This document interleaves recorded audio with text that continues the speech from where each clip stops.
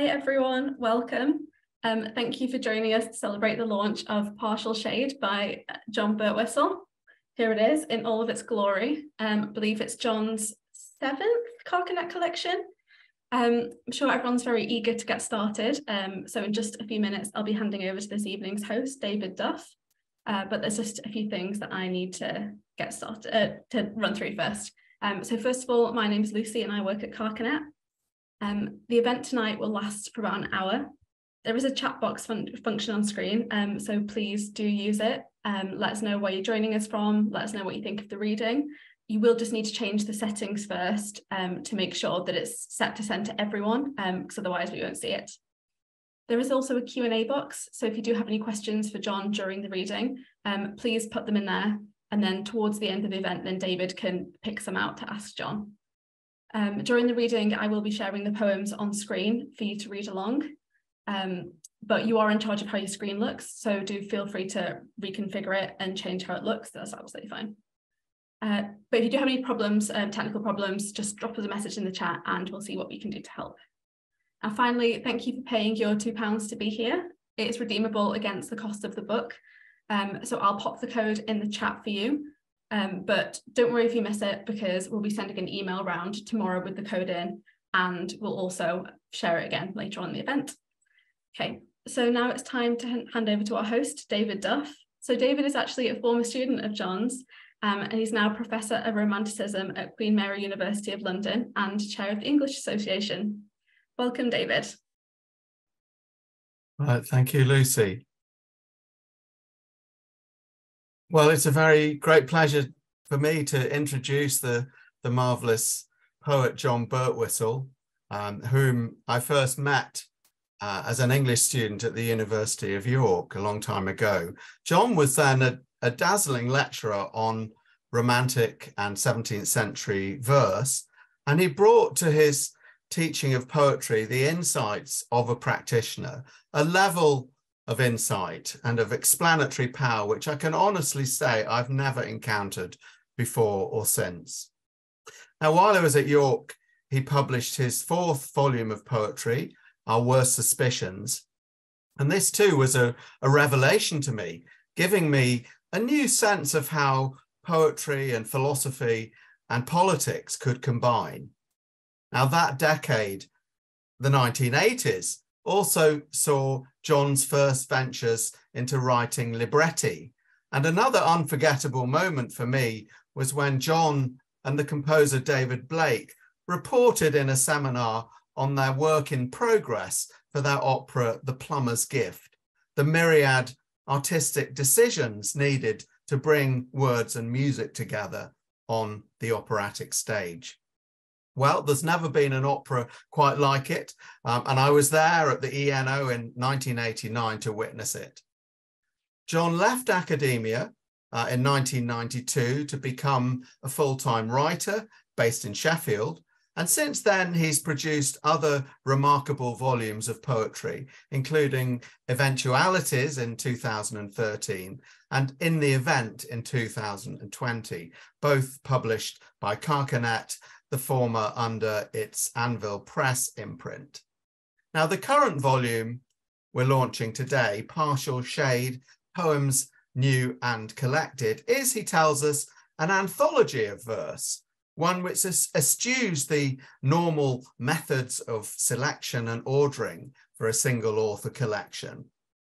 Anthology in ancient Greek means collection of flowers, and partial shade is also a technical term from gardening, a somewhat misleading one, because according to the Royal Horticultural Society, it means not what we might think, permanent semi-shade, but rather 3 to 6 hours per day of direct sun at midsummer. Well, I don't know how often you get that in Sheffield, but whatever the weather conditions are like there, your poetry has thrived. And we're very much looking forward to this display of it tonight. So, without further ado, John, over to you for the reading. And everyone, please open your ears and eyes, listen to the poems, view them on the screen, and have your sunglasses ready for the really dazzling moments. And I promise there will be many of those, as well as every kind of shade and shadow, literal, metaphorical, and mythological. So over to you, John. David, thank you for that generous introduction. I should tell everybody that David Duff was the kind of student from whom one learned. So thank you. And thank you also to the Carcanets, to Lucy, Jasmine, Andrew, who made this beautiful design, Alan, Michael, of course. In fact, the whole book is dedicated with gratitude to my editor publishers through many years, Peter J., Michael Schmidt. I'll read 8 poems from throughout the book, starting with the first poem and finishing with the last one. It opens with, I suppose, what you could call a set of short poems. The flowering currant, as though from the Chinese. The persona emerges of an ancient imperial official, demoted probably to some remote frontier where he carries out his duties, but really wants to just write his lovelorn poetry. And you'll see that some of the poems that appear on the slides, I shall actually skip in the reading, for matters of time. The flowering currant, as though from the Chinese. The linnet sings. The bulrush stands again. Grey water blues again at the brim. The storm flakes out. Only the watcher is troubled still.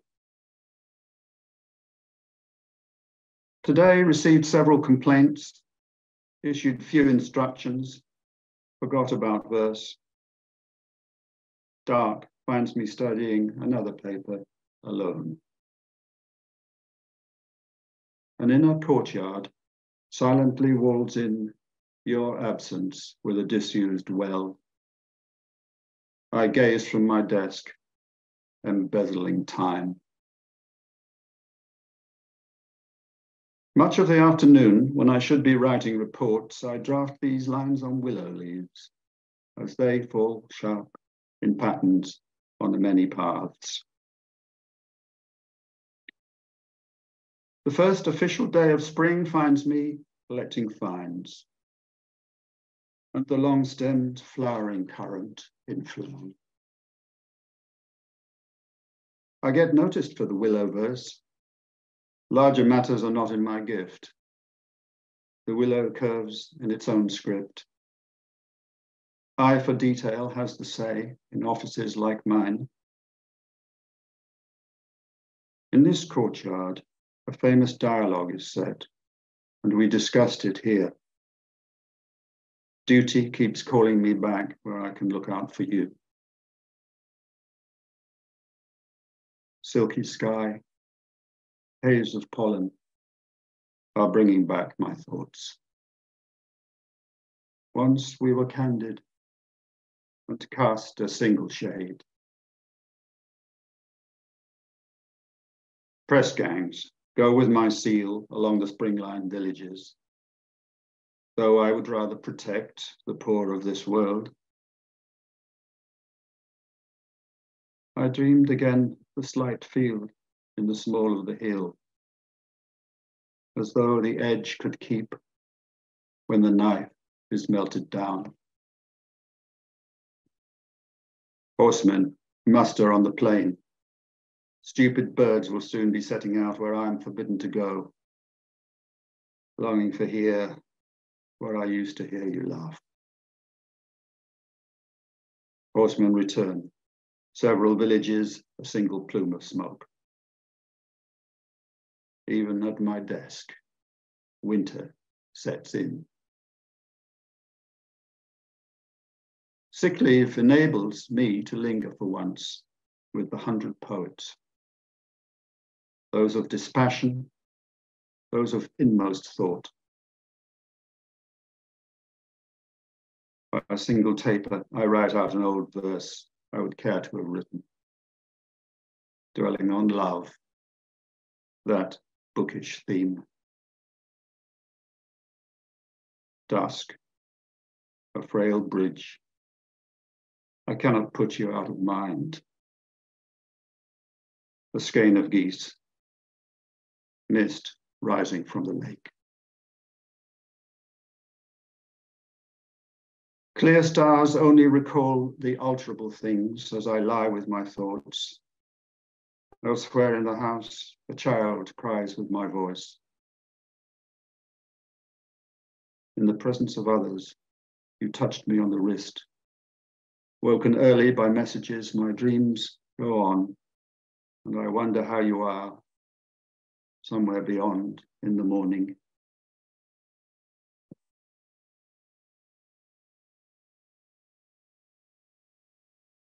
Riposte is from the Italian of Franco Fortini, Una risposta. And now you write to me out of the blue to say the air in your town on the hill is so dry and cool, even as the year draws in, that it seems a place to live into old age, the climate and the aches held in check by thick stone walls. What prompts this? Who are you these days? Perhaps all you need to be told is that you live on in your reedy laugh, or by some other quirk in the weave. Why send me word that a dried geranium stalk is scratching just now at your sill? We had set out, you and I, with slight idea of which truths the wind would ask of us, or that the countless quarriers built into those safe walls of yours, and so much work of trees gone into them, would one day come to us for the reason. How free the space then seemed, how strange the paths over the bald hills into the wind that had so little to drive against. We saw the world in our own image, and our parents as unfaithful to us, and them of all people as bodiless, alone. Because of this, the world has turned away its face, and we could not be perfect or even precise. And yet you laugh, and I can see you distantly in the disk, down there in the well of our century that has drawn down so many of our kind. And so I walk with you among the dead, forebears in us of restlessness and words, and I call you friend amongst the living, and from how much experience.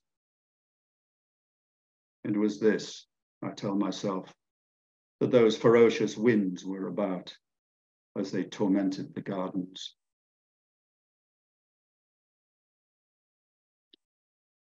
I thought it'd be fun to give you the very last poem to squeeze into this collection, so the latest written, Memento.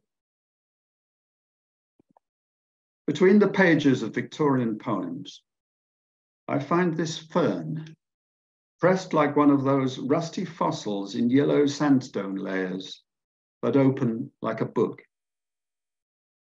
And I wonder how she came upon that object lesson and thought to leave it in a poem about a waterfall and endless loss.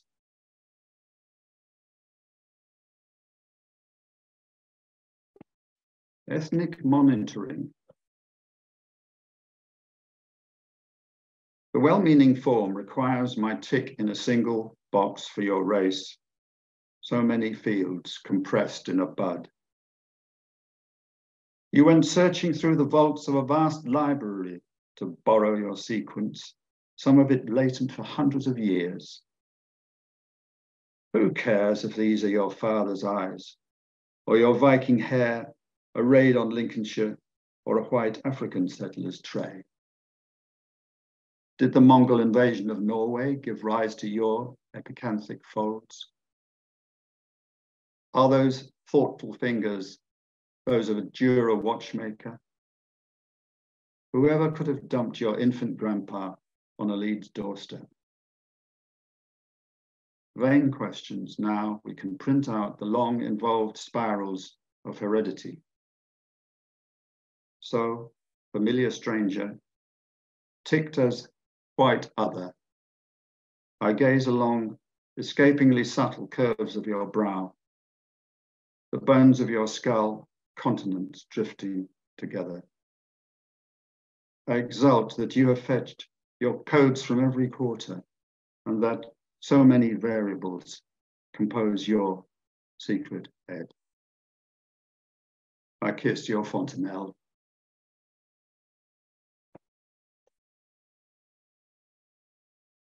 Here's an epigram.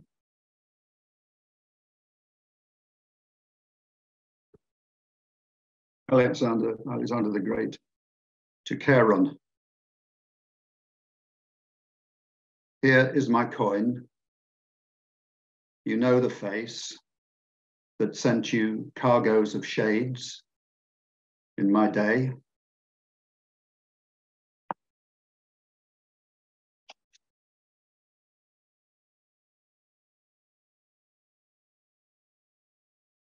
The one who took his own life. Oak leaves and catkins are fluent again along the branches you no longer see, your mind and mine held forever awry. Struck by a curious line of poetry, my first thought being to share it with you, were you not mining inaccessible seams. I hear a son's concert in his father's name. We knew both musicians. Where were you? Involved in staring down a deep stairwell. How to reply when you told me delight had drained from painting and only cows are content to chew on landscape beauty. And music itself was turning ugly by a labyrinthine disease of the ear. We spoke of the Heiligenstadt despair. Had I been with you to stare down that well, would I have asserted Beethoven kept up his fight, or laid down my thoughts along with yours, or tried to restrain you? You have your own spark. I could not stand by and watch you stuff out. About that, I'm not stoical, nor will I cheat by taking us back to those catkins as though recurrence can feel like renewal. I set myself to think, as did you, how to stare all this down. Which sounds too much like a last line. I hope I could simply have stood at your side so that you were not quite so finally alone. I'll read this one from its appearance in the original book because I regret now cutting the subtitle or single line headnote. To the lighting engineer, an argument with Brecht's doctrine of full stage lighting. This is not a theatre, so we have very few lamps. The way to play it is to restrict even those that we have. Wind down that rig, lower that ceiling still more, so as to sketch in coal an adverse area of dark. As a proper stage can afford to sing its aria of light, we are forced to give over most of ours into shade. Shadows, musicians, beggars playing in and out of such light as is granted to characters like ours. As marked by Doré, the black and white poor, lit infrequently by police bull lantern, or shone up for show in magic lantern slides, but for most of history, out of light, out of mind. To grant relief from dark spotlights, all other lamps being spoken for, let us devote a single bulb, a color gel, a meretricious peach for the tango scene. and look to that glow to play upon couples by way of its glittering, its revolving ball.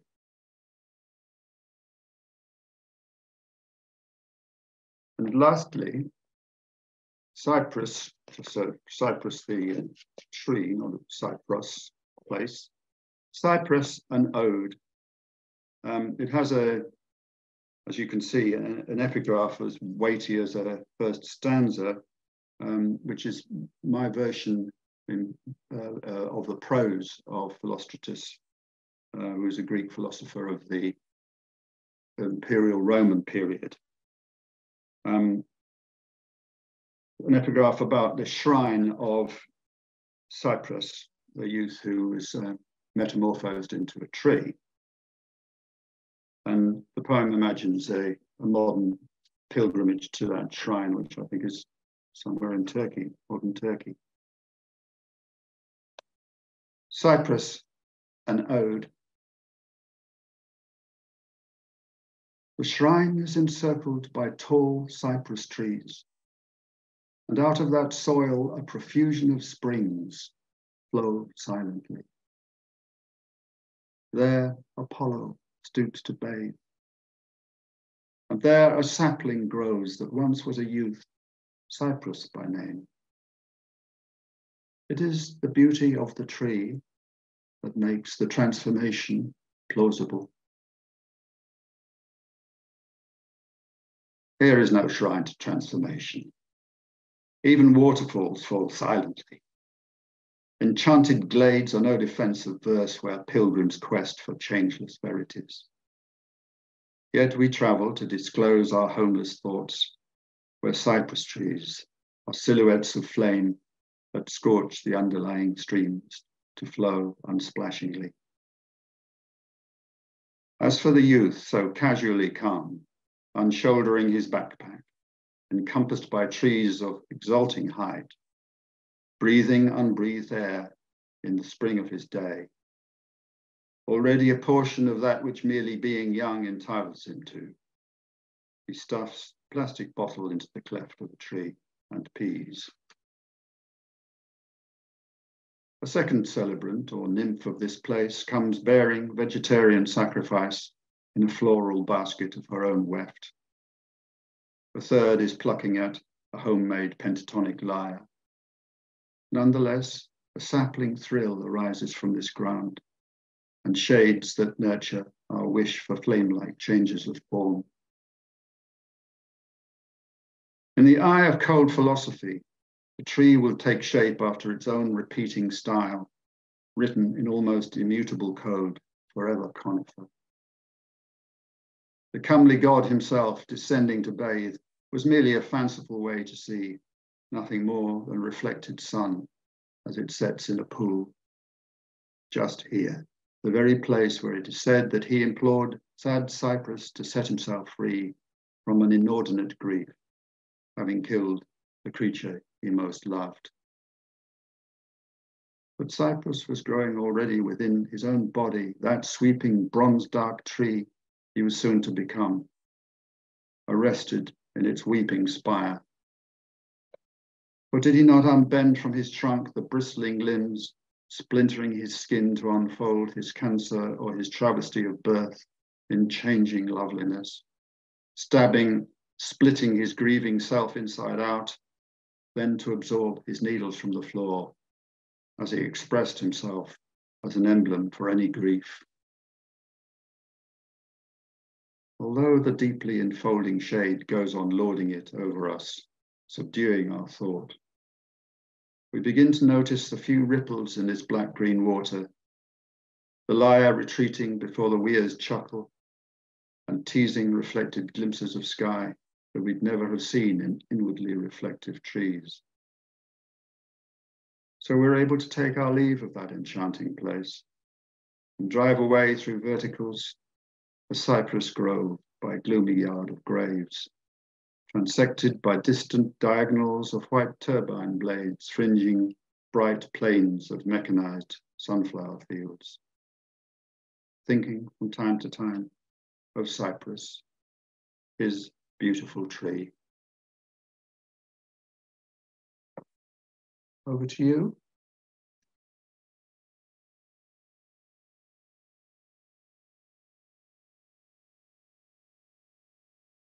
Right, well, thank you, John.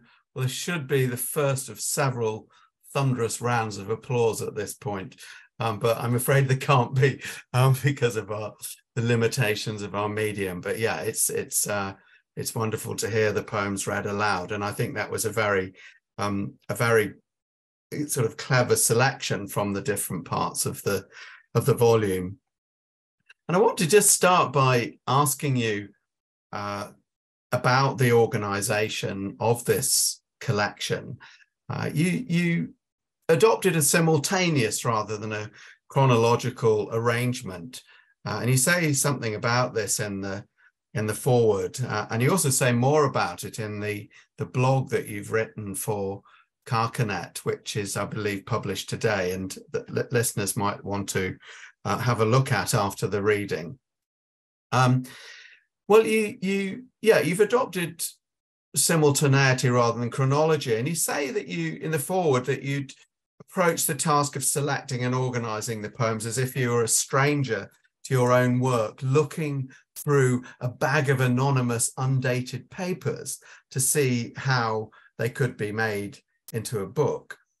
But you also say in your blog that you were startled how the evasion of biography and chronology sharpened the picture of what is significant to you. So in fact, it's an inescapably personal curation of your work, as well as an attempt at objective editing. That's all retrospectives must be. Now, one theme that emerges as central in the book, and that might not have done so at an earlier stage in your life, is parenting, which you chose to represent with the wonderful poem Ethnic Monitoring, where the filling in of a form about parentage and ethnicity, registering a newborn child, awakens thoughts about our deeper ancestry, our DNA, the long involved spirals of heredity that connect us with other human beings across the world and across time. And the poem turns on the idea that beneath our family histories, chatter about whose nose and whose eyes a child has inherited and how the family ended up in Leeds rather than Llandudno. Beneath that are the long and hidden histories of human migration and miscegenation across vast expanses of time and space, genetic traces of which are imprinted on our bodies as surely as the family resemblances that we more readily notice.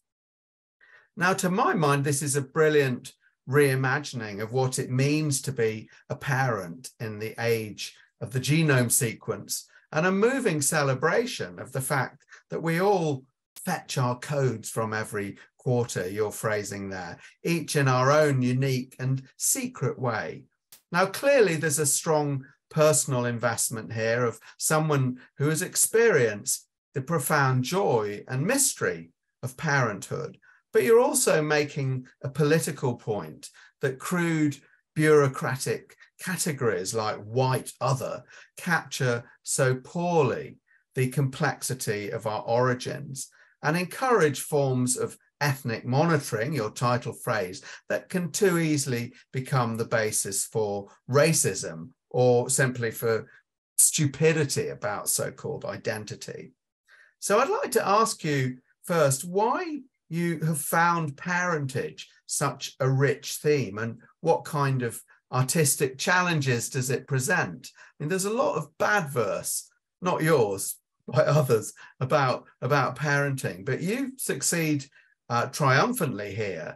But was this a difficult poem to write, to find the right language to bring together those personal and scientific and even political thoughts? Well, gosh, what a very interesting reading, very attentive reading of that ethnic monitoring poem, David. To just track through, I think, two or three things that you've proposed.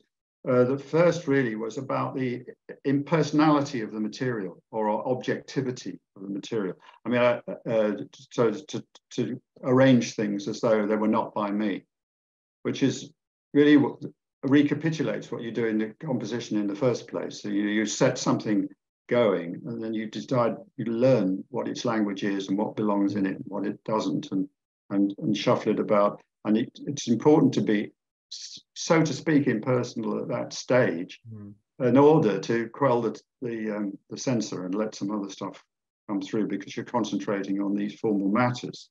I love the anecdotes of Auden working in the GPO film unit. This would be my ideal. You know, somebody says, Wisdom, we need to lose 17 seconds from this bit. You're certainly, old boy. You know, snip, goes into the bin, where of course he's going to fish it out and use it in another poem later. But or his favorite painter, Bruegel. Bruegel painted several massacres of the innocents.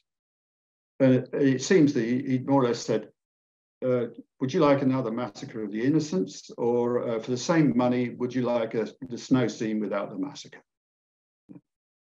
And this seems kind of cold and calculated, crafty in a calculating sort of sense, but it's exactly what releases the fantastic power. So that was the first kind of thing I would say in answer to what I think you've been proposing. Yeah, then the question then, what kind of thematic clusters emerge from such as it were, objective treatment of the material that turn out to be extraordinarily personal? I mean, the book begins, we start with love and romance and marriage, and so on. And then we wander through Ireland and some political and historical material. And the very center of the book, geometrically, is about parenting and family and children, my childhood and that of my children, as you say, rather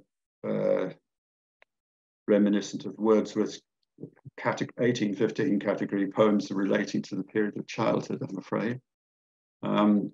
Then there's another interlude of the Alexander material, the great material. And then we come to elegiac material, which, if it had been chronological, would sort of start coming towards the end. You know, at my age, you get into the bad habit of attending funerals. But I didn't want it to be at the end. I wanted it to be, I didn't want it to have the last word.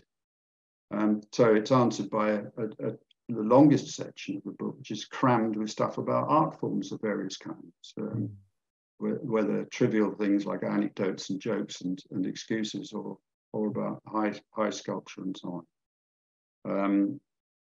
So that's how I think a very personal statement emerges from an apparently kind of impersonal treatment of the material. And then I think the third sort of point that you raised was about the difficulties of writing about one's family, essentially, or one's children. And it is difficult not to be cloying and mawkish and write something which is looks like a bit of a family photo album, you know, where everybody's obliged, like in North Korea, to be smiling all the time and things. And I think there are problems also about what used to call confessional material. Everybody knows that there are quarrels in families and so forth, but I'm very inhibited about writing about those directly, and I don't see why I should or be required to. So it's more that these are written. It's easy enough to write about babies that they don't answer back, but a lot of the poems about children are, again, rather impersonal in a sense. It's the image of childhood rather than autobiography.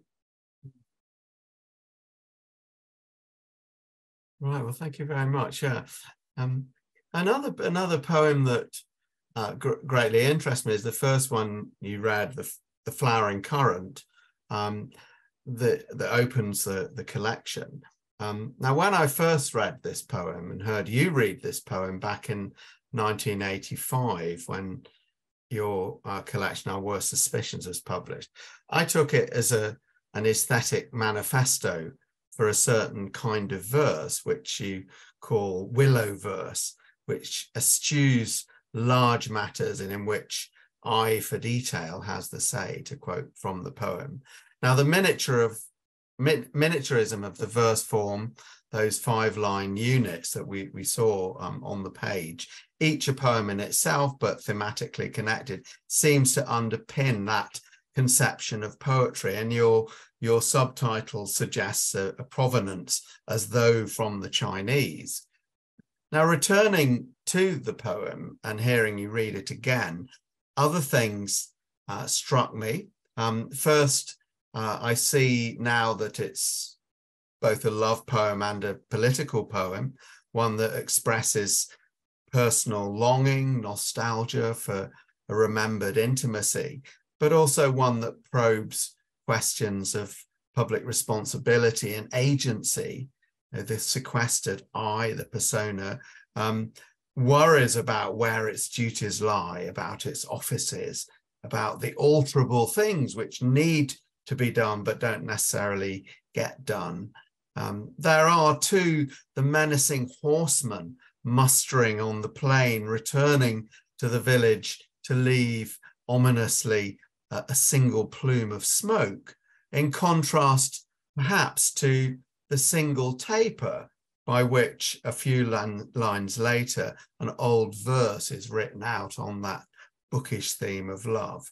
Now, we're not told exactly what's happening, but there seems to be a tension between two scenarios, between two frames of reference, as though you've taken that imagist principle of juxtaposition, which I know greatly interests you. You spoke about a previous book launch, and use that principle to structure the whole poem with that, as I say, juxtapose frames of reference. Now, that might be a misreading, but could you say a few words about what you were aiming to achieve in the poem and what kind of manifesto it offers, or at least what kind of technical experiment you were engaging with quasi-Chinese verse form, with natural description, with the art of juxtaposition, or however you might define it?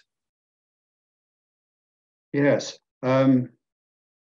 These days, I don't think I understood principles of Chinese character as a medium for poetry or any of those sorts of things, Poundian problematic. And it seems more and more unlikely that Tang dynasty Chinese poetry, had some affinity with Anglo-American modernism of the beginning of the 20th century. But all this was proposed as imagism would be the headline for it, I suppose. And Pound himself, of course, took on the problem of how you scale it up, how you create larger structures, fractally, as it were. On every scale, the imagist principle is the same, whether it's two little small items juxtaposed, or whether it's whole cantos. And so this so-called Chinese poem comes at the beginning of the book, not just as an example of a love poem, which it partly is, but because it introduces some of what I do in the way of building out of images. But there are also many poems in the book which are not like that at all, which are more syntactical, which are more have a more continuous rhetoric, as it were, don't rely on imaginative sparks jumping between two tiny defined points. As for the politics, one of the most wonderful review I've ever received in my life assumed that I was directly describing my life as an academic by the lake in the University of York and so on, and that this writer spoke of the well-rewarded hours of my library and the gentle skiving which the poem confessed to. So it's important that it's a persona, and that somebody who has public responsibilities may be unpleasant to him, in fact, which are a separate set of preoccupations than emotional ones and love longing and so on.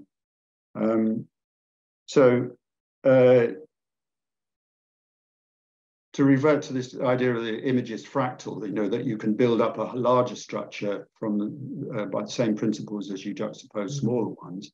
I suppose that is another way of looking about what I'm trying to do with the whole book, by principally juxtaposing poems. I don't say I've perfectly carried out my intentions in this, but that was the drift of it. And I am interested in very large lyrical structures, which of course is what an opera is.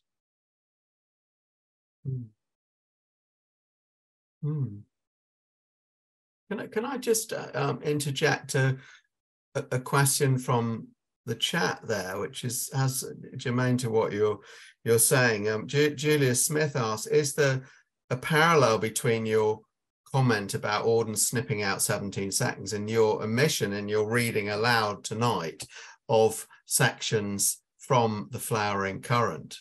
I mean, how you've selected from the selection and done a further active selection in your treatment of that particular poem. So how dispensable do you think the components are of your poems when you adopt this objectivist relation to them?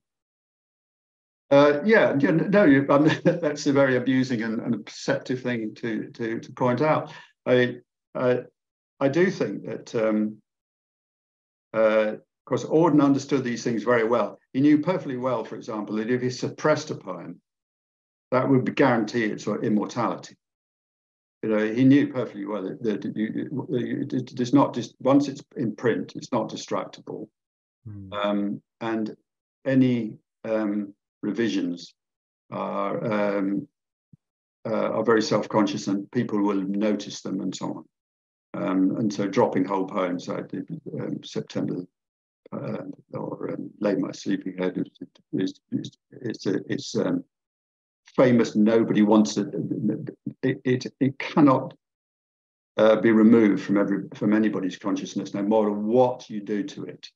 So, but that's the problem. There is that's the position of somebody with a very wide known readership. It's a different thing tinkering around with things yourself.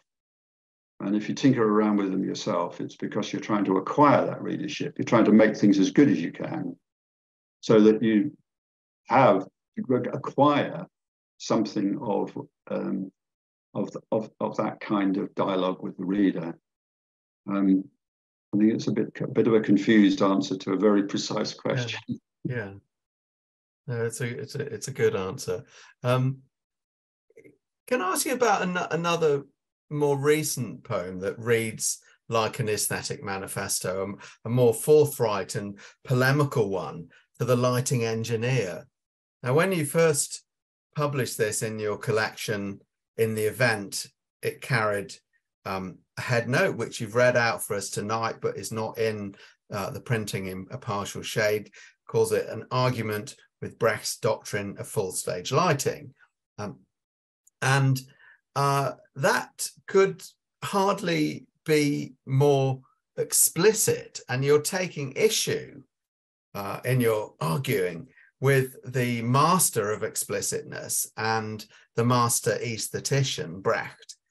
Now, your counter instructions to the lighting engineer are open to different interpretations, but it seems you're making an artistic case here for partial shade, which is now a theatrical rather than a horticultural metaphor, one that embraces in the poem a range of contrasting lighting effects, from pitch darkness to the flickering of a magic lantern, to color gel spotlights, to the glitter of a revolving disco ball, which invention dates back, I believe, to the 1920s, not the 1970s. And it's a very fine meditation on the creative possibilities of different light levels, observed with a real technician's eye. And it's a good illustration too of your direct vocative style that you adopt sometimes. But what I wanted to ask you was, what relation does this bear to your own experiments with Brechtian drama, or rather Brechtian opera? You spent a significant part of your career focused on this. I don't remember the lighting arrangements for The Plumber's Gift at the ENO, but I do recall a whole set of Brechtian techniques, including placards and ironic stage symbolism and so on. And was it that experience of writing opera libretti that inspired you to produce this poem and gave you the authority to quarrel with Brecht, revise his aesthetic? Yes, in the lighting in the ENO was very brilliant, very, very clever indeed. At one point, it actually it contains a reference to all this idea of full stage lighting, because there is a state of lighting in the opera house that you don't see from the audience, which is the harsh white neon that they put on when they're just building sets, changing scenery and the like behind the curtain. And these lights are never used in performance. They're just to help work get done. These lights are actually rather beautifully called workers, the workers, you see. Right. So at one point we did actually have a blast of light from the workers, though that's a bit of maybe an in joke. In order to apprentice me to the task of that opera, David Blake gave me a music department student project of directing the Threatening Opera of Brecht. And he rehearsed the band and I did the rest. And this was not in a theatre. It was very like the conditions of a lot of so-called poor theatre, agitprop stuff that takes place in settings other than theatres. It was in a concert hall, which didn't have a full battery of lights. So I couldn't follow Brecht if I wanted to. Yeah. And so you looked at this stage and you said, well, how to exploit the qualities of this actual state of the so that, for example, on one side of the concert platform was a huge exit door, or double doors, which actually opened straight into the open air. You can see trees and so on if it were opened. Of course, because it tries to get big grand pianos in and out, or whole orchestras in and out, you see. At one point, Heath is besieged by the police and so on, and makes an escape. And we had these doors flung open, so he literally went out into what was out of the theatre altogether, into what was clearly open air. Over these doors was a little exit sign, little green exit sign, which I wanted, which is in statute had to be lit the whole time over every exit. I wanted it to flash, exit, exit, you see, as he exited and so on. But they wouldn't allow this because, as I say, it's a legal requirement that it should be continuously on. So, in other words, I looked at the actual conditions of performance and tried to make what I could of them and of their limitations and make a virtue of the limitations. So this particular set of instructions to the lighting engineer really starts as a record and just pretty much what we did in the production. And it's part of a set of poems which I dare to address to Brecht. A bit like his poems about acting, wonderful poems about the theatre. So it was directly fed by the answer to your question, I think, is it was directly fed by the experience of trying to do these works in the opera. David Blake certainly had a kind of Brechtian aesthetic. I think he would have liked to have written Wozzeck or something like that, and believed in the intelligent theatre, where people listened to the words and didn't get immersed in emotional empathy and that kind of thing. And some of my poems about Brecht are in the end arguing with that. They're arguing in favour of big, emotional, immersive, engaging effects at this stage in history. Immersion effects rather than alienation effects. Rather than alienation. I think everything is now alienated. It was alienating once upon a time. I remember a film of Brecht's The Life of Galileo, which showed the film camera in a Renaissance scene. Well, we see that on television and so on all the time. So I think those unfriendly effects have lost their power, and you have to. So you can ask again whether it's really true that engaging the emotion of a reader or an audience is necessarily uncritical, incompatible with the real Brechtian enterprise, which is showing an action as though it could have been different had people chosen to act differently and so on. Yeah, well, as a romantic scholar, I don't disagree with that. But yeah, there's definitely other things I'd like to ask you, but I think I should give the other people a chance to ask any questions. We've had Julia's question. Does anyone want to put anything in the chat now that I can then pose to John about things he said or about things that you heard about the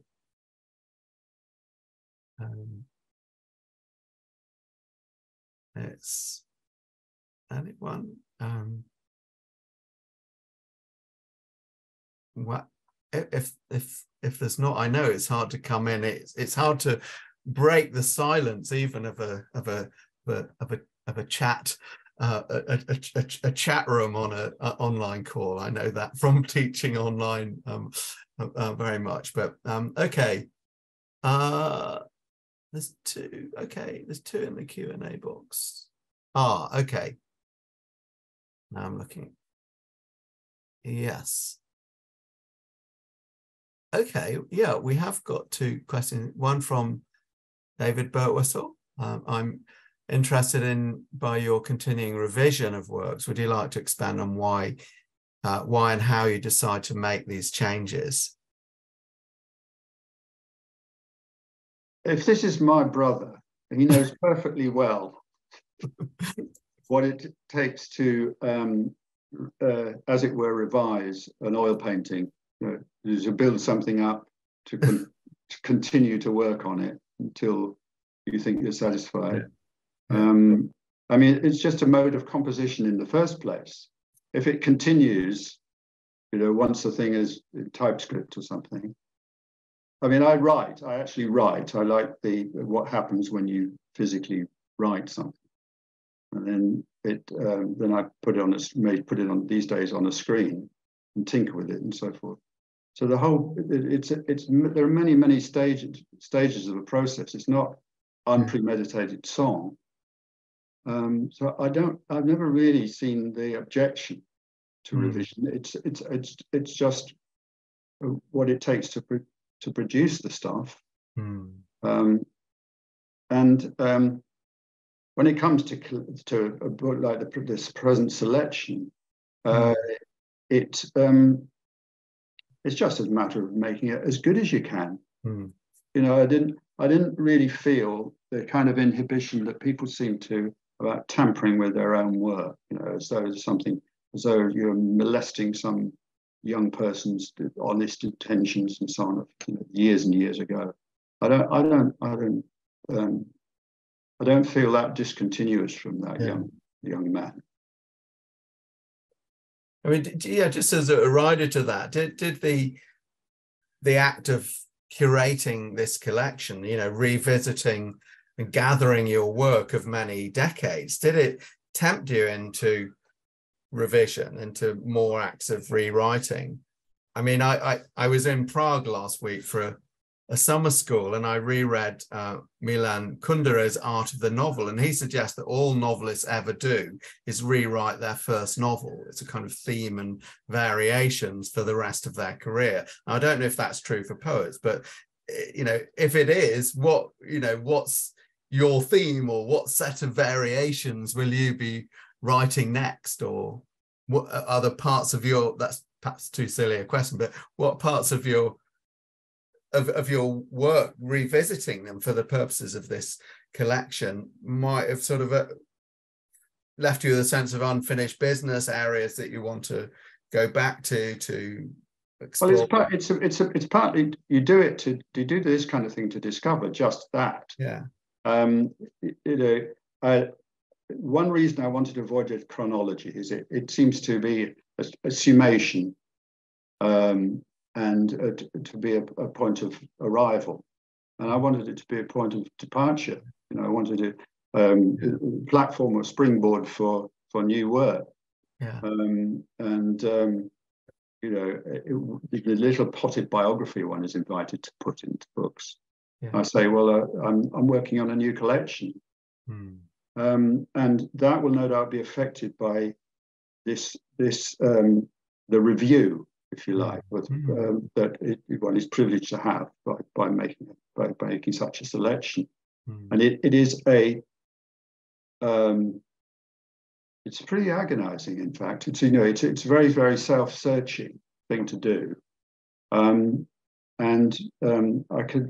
can see why Wordsworth made the mistake of doing it and reorganizing everything in the first full collected volume that he published, because as we see from the prelude, he was very interested in reviewing the progress of his own mind, and that's not just an introverted thing on my part. It's to discover where to go next.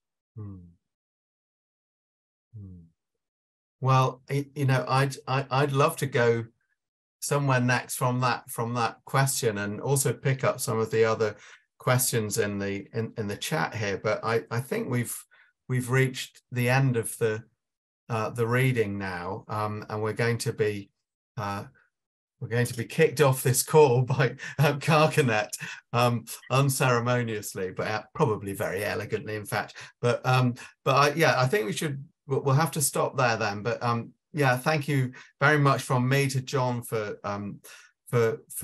being brave enough to do this revisiting that you've just spoken about, and doing it so skillfully, and sharing it with us, and talking about some of the decisions you made, and giving us some new insights into the work. And it's great to think that you're approaching this as a new departure. And I hope it wins you some new readers. I hope there are some. Well, I know there are some new readers here tonight. So yeah, thank you from me. Well, thank you for being so thoughtful in your approach to the whole thing. It's been really interesting to hear your readings. Yeah, I'm sorry to cut you guys off. I could listen to you all night, but I'm afraid, we've got to call it a day. John, thank you so much. It was really, really amazing to hear you read. It's been really great to watch. I'm sure everyone in the audience will agree. And David, thank you. You've been a really amazing host as well. So yeah, I hope everyone enjoyed it. If you don't already have a copy of Partial Shade, then I will share the discount code in the chat now. But you will get an email tomorrow as well with the code in. I just wanted to let you know too that the next Carcanet launch is on the Wednesday, the 12th of July. So that's Hard Drive by Paul Stevenson. So I'll share that as well. And yeah, that's everything. I'll leave the event open for just a few more minutes just so you can say thank you to John and David. And yeah, thanks very much. See you next time.